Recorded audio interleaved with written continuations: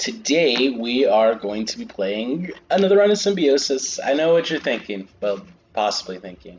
You know what? No, I'm not even going to say I know what you're thinking, but I know what you could be thinking.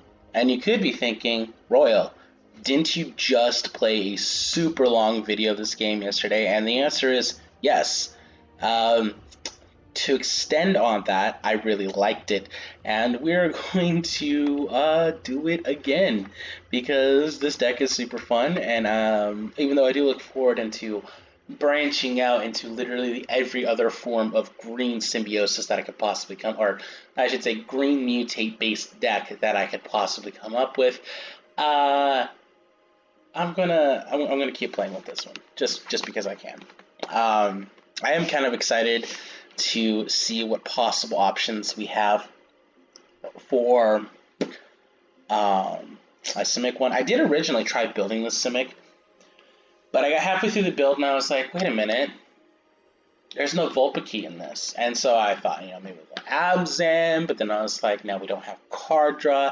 But now that I know about Season's Growth and its super insane efficiency, we could possibly see ourselves going Abzan in the future. Or literally, again, any other color than Wolf's Green, because Season's Growth is like literally, if you're playing a Mutate deck, it will now be good. So just a quick recap, we have Healer's for basis for Mutate, we have Healer's Hawk, which flying and lifelink, which is why we have it.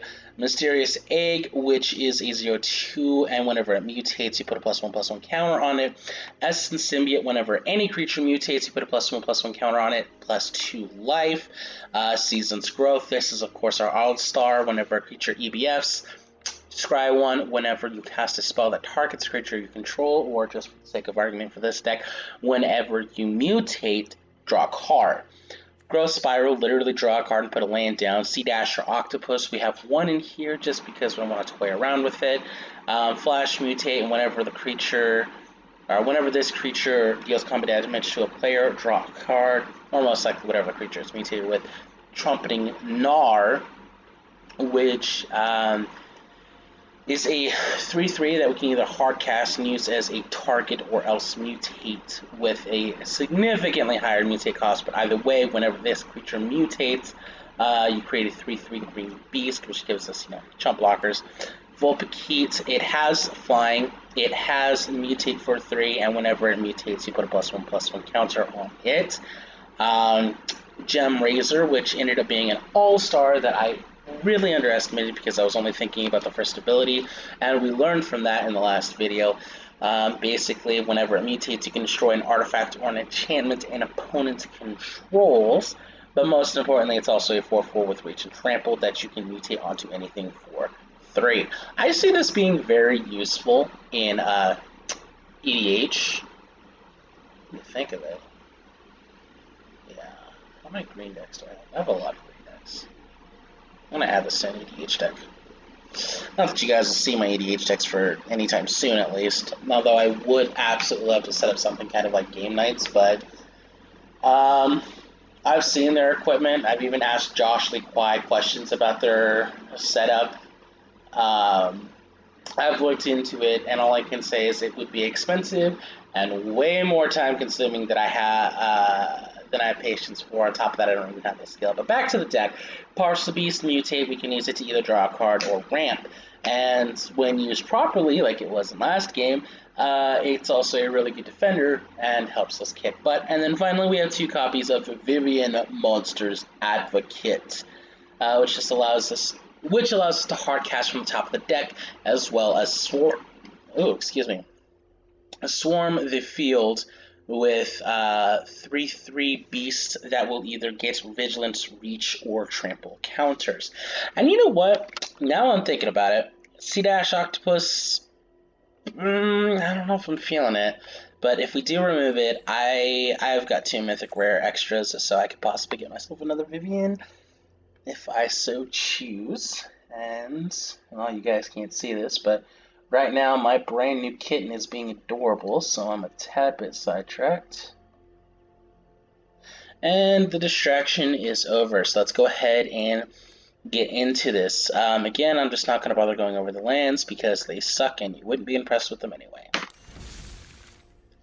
I still want to at least get that octopus out once before I decide to permanently remove it from the deck. Although, this is probably the only time that would ever be in a deck. Unless, of course, or I should say when, of course, I decide to do Teamer Mutate. I'm not gonna lie, I love this Mutate mechanic. Well, before I go... Okay, yeah, this is not happening. 2 planes is not gonna play a bunch of green stuff. But luckily, mulliganing isn't that bad with this build, so... You know. Okay, we have the colors to play everything in our hand, Season's Growth. So we'll go ahead and keep this, and I think what we'll do is put one of the eggs back in the deck. Because we have a turn 1 play, we have a turn 2 play, maybe a turn 3 play. Oh, it's a cat food deck. Lovely. Alright, so forest egg done.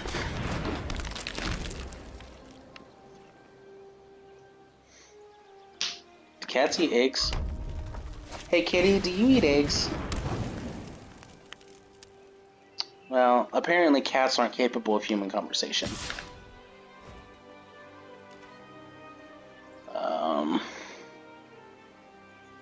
I don't see why we wouldn't block here. It's just literally the option to not take damage.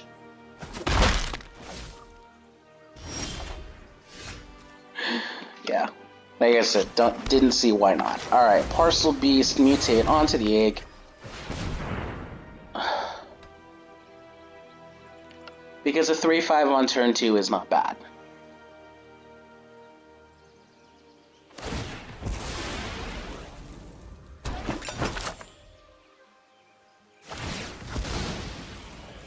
Okay. I mean, congratulations, but, you know. Over.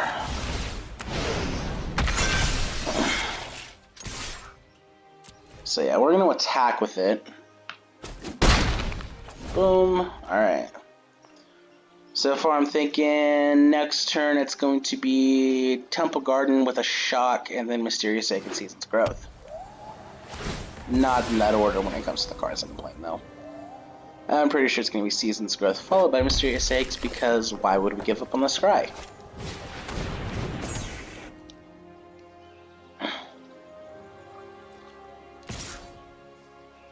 Hold on, I've never seen this in a cat food build. What's this do again? Whenever you activate a loyalty ability of a Chandra Planeswalker, you can pay 1, discard a mountain or red card and draw. Okay, I'm pretty sure he's only using it for the second ability, which, I mean, you know, that's not bad. You can put that in pretty much any deck. I mean, he might have Chandra. I might not care. So, we will pay 2 life for that. And again... Season's Growth, and so do I. And drop the Mysterious Egg. Scry. Now, of course, we're definitely focusing on land. There's already a land on top, so that's where we're putting it. And, trying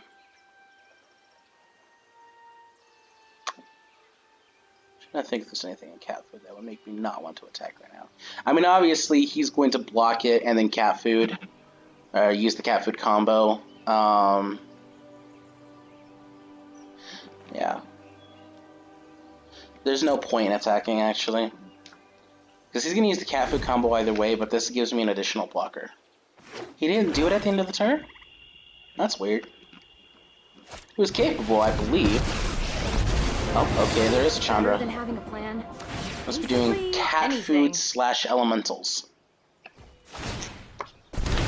It's not a terrible build, honestly. Guys are great. Not gonna lie. Let's let me go a little bit wide here. So we're definitely taking 3 damage this turn. That's, yeah, definitely taking 3 damage, and then he's going to oven. So let's go ahead. Oh, I'm sorry. We're definitely taking 2 damage. Wait, is it oven that does the damage, or is it cat? I can't. Here we go. Okay. Yeah, it's cat that does the damage. That's kind of, okay. Yeah, that's fine. I can see where this is going. You know, honestly, it's probably a fairly smart upgrade. I know it's not consistent with most cat food decks, but in decks where your focus is almost entirely on getting as much damage in as possible, it's always good to take advantage of any opportunity to do that. Okay, so yeah, he still has the ability to recast the cat. So let's go ahead and I really hate to do this right now, especially knowing what kind of deck we're going up against, but I am going to... I have played the breeding pool with the shock on it. Now we're going to play the Essence Symbiote. Do we want the planes right now? No, actually, come to think of it, we don't. Because what we really need is something that mutates. Preferably something that mutates and flies. No, hold up. No, we're not attacking. No attacks. Because unfortunately, we are facing a lot of damage, and we need to hold up against that. Alright, so we got another cat for the cat food combo. Got more damage being done-o. Got more little guys coming out. I brought company. Yeah, you did bring company, didn't you? Okay, so we're not going to agitate the cat food combo. I think what we're going to do is just block in a way that reduces the amount of damage possible without encouraging the cat food. This will put us down to 8 life, which is where things start getting kind of precarious, especially with a deck like this. Yeah, Witch's Oven. That's what I would do.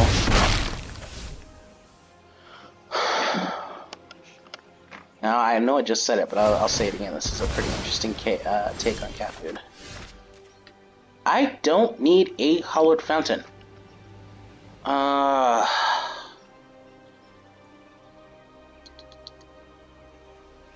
Okay, so they can attack with a Cauldron's Familiar next turn, so...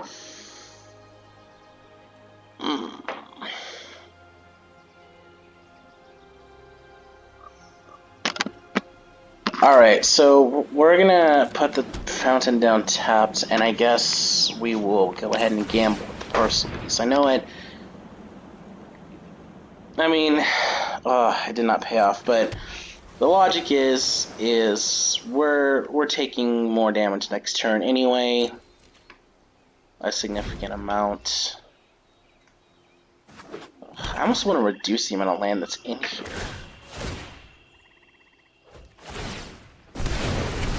Go get him, buddies. Yeah, so we're taking 4 damage as opposed to the 3 that we could have taken. But I mean, the possibility is that the risk reward will pay off, even though we're down to 4 life and we are dead to anything next turn. Okay, we're down to 3 life and dead to anything next turn. We would be dead to a lightning strike if they had it.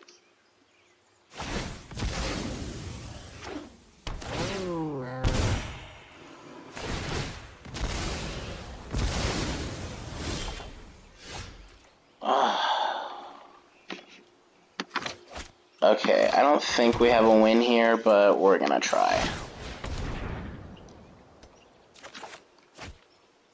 We don't have a win here. We lose.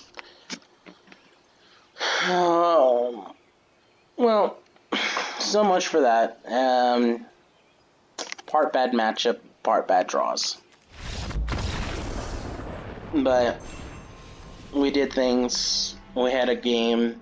And I saw probably one of the coolest iterations of Copycat I've ever seen. Alright.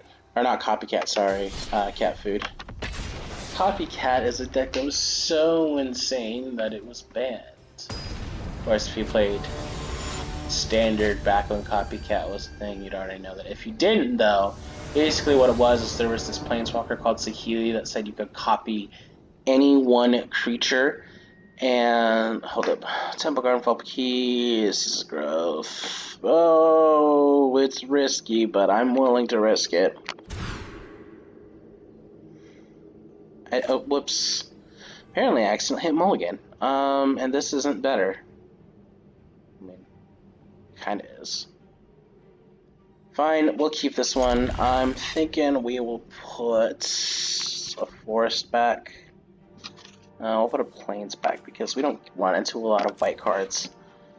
Alright, so we'll go ahead and hit Temple Garden tapped first and move along. But back to what I was saying, it said you could copy any creature except it comes in as an artifact, which isn't relevant because what it did, it would copy a card called Fellhide Guardian, I think, which said whenever it enters the battlefield, you could target a permanent, exile it, and then bring it right back into the battlefield. And since the Planeswalker can activate its effect once per turn, with no additional restrictions on that, when it blinks back in, it is of course recognized as a brand new creature. Looks like we're going to have a 4/4 flyer with lifelink next turn. That's pretty cool.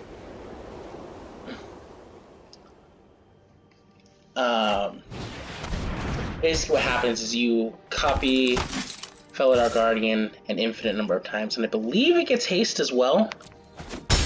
Yeah. Alright, so about that 4/4 with flying, let's go ahead and play Healer Hawk real quick. Oh, you know what? With this in Symbiote, it's going to be a 5/5 with flying. I don't care too much. Oh, actually, you know what? Because we do need blue, I think I will keep that there. Alright, and then we will go ahead and mutate onto our Healer Hawk. Now, of course, the downside here over is that it doesn't get to attack, so if our opponent has the ability to kill it, that's gonna suck. But, oh, with Trample as well. How amazing. We're gonna go ahead and try getting in for 2 points of damage, either that or removing one of the blockers. Or if they're only other blocker. Okay. Fine with that. Because we can't deal very well with go wides. Please don't kill it. Oh, aristocrats, huh? Aww. You killed my big thing. What a jerk. Alright. Alright, we're just gonna put down an Evolving Wilds, and... well, we could force them to possibly lose their Cruel Celebrant. Swing! Oh, okay, they're being smart.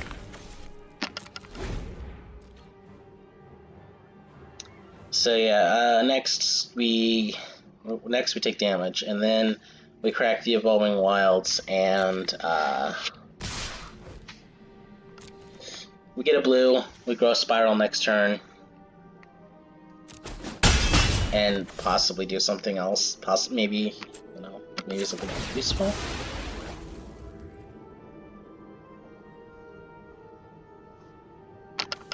I gotta say, it is really refreshing that we have not had to deal with any RDW lately. Okay.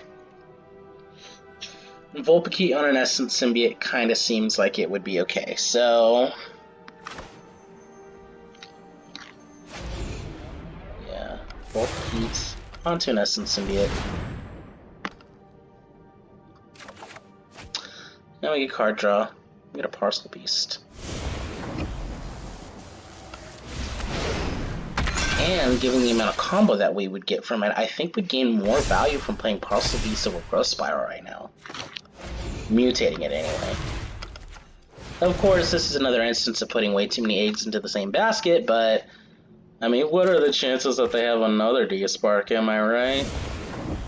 The answer is pretty good, but we don't like thinking about how things could be bad. Really? But you know what's funny about what they just did? They just made my parcel. What? Nah, that's supposed to. According to the rules committee, that's supposed to allow it to come in. Or not the rules committee, but I can't remember where I heard it from. But it's supposed to make it come into the battlefield. That's stupid.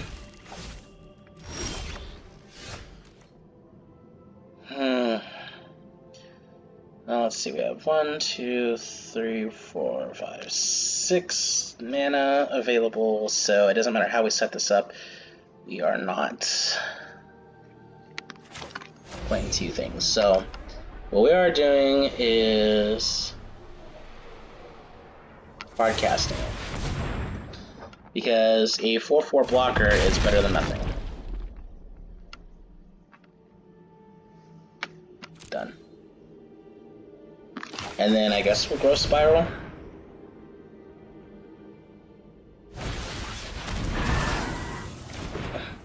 Stop killing my things! I like cards. I like cards that stay on the field, and you are not allowing me to have the things that I like, and I don't like you because of it. You are annoying. Alright, we'll do Essence Symbiote.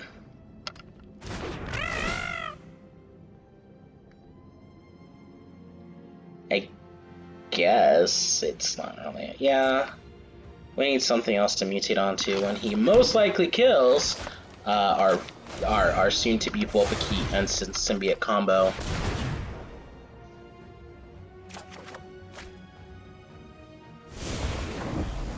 It's gonna go over, of course.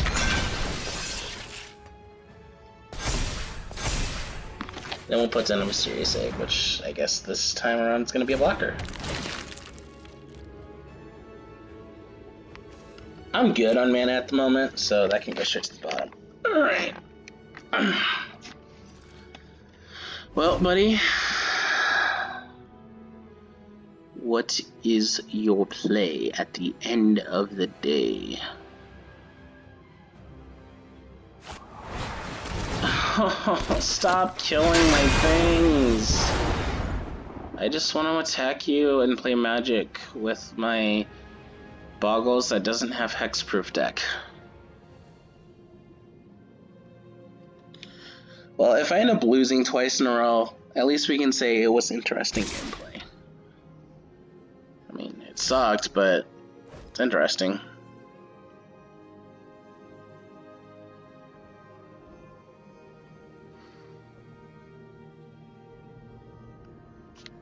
How much removal have they gone through so far? I mean, I wouldn't overload my removal, but if they did overload their removal, they could still be drawing into a lot more. E-Spark is conditional.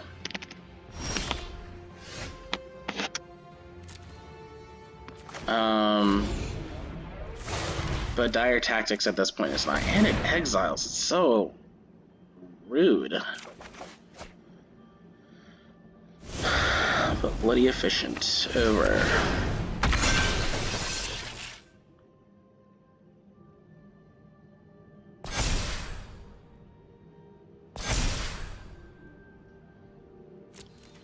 Alright.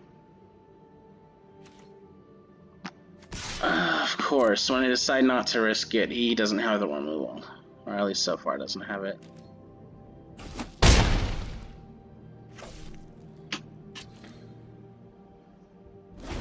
I'm thinking I might end up hardcasting that just so I have blockers. Help slow down the incredible decline of my health.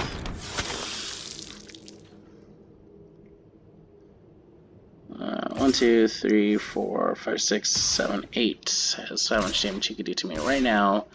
If he... Oh, sorry, no. Only 7. He chooses to do 6.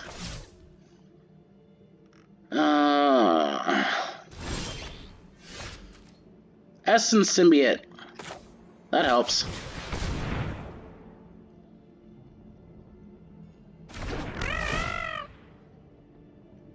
Alright, so EBF, Scry, don't want land, thank you.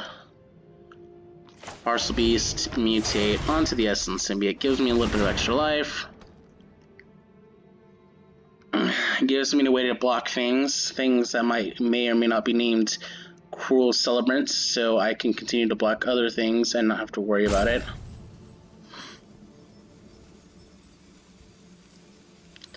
Opponent could possibly stop stalling out. Nice. Okay, so yeah, that's going over. And then we get a bunch of triggers. Oh wait, no. There's an egg underneath the other Vulpikeet, so I only get one. Or under the Vulpikeet, so I only get one trigger, so...